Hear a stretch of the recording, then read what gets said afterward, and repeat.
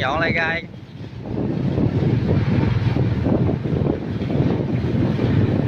Chậm chậm thôi, tới mới chậm chậm. Nó quay cây ngã gì.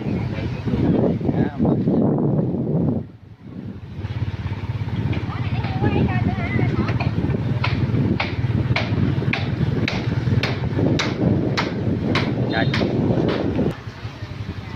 tóc máy hết trơn luôn. Kia cái nữa đi kia đúng không?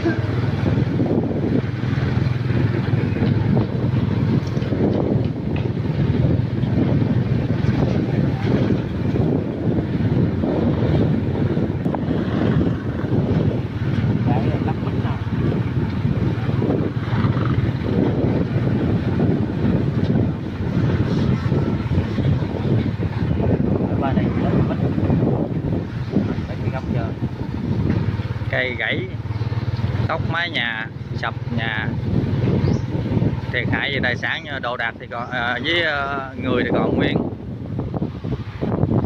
tóc mái hết trơn, thiệt hại tài sản.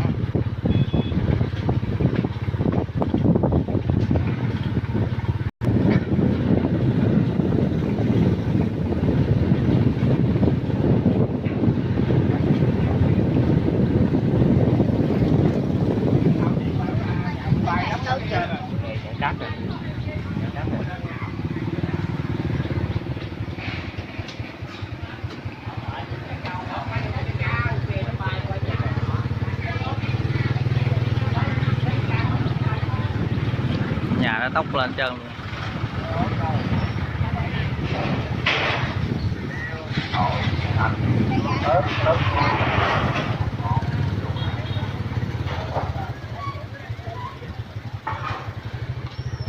Tóc nóc dở nóc luôn.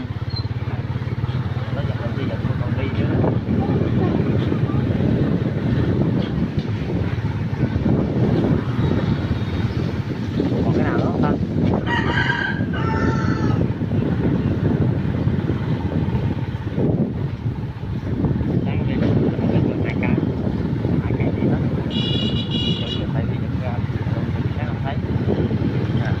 Cái này sập luôn rồi. Vậy. Đây nè, nhìn nè. Cái này là sập rép luôn nè.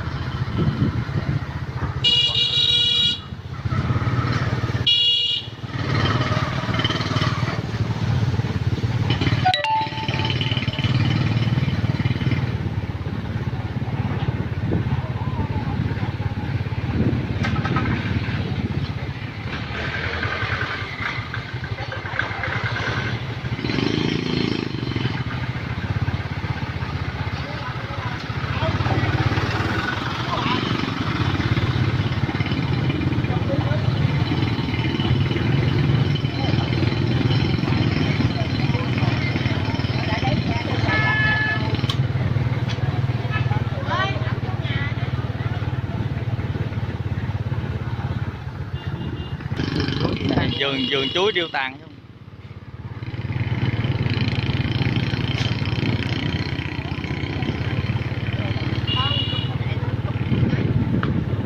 Ngay cái cơn bão, ngay luồng gió đây nè, nhà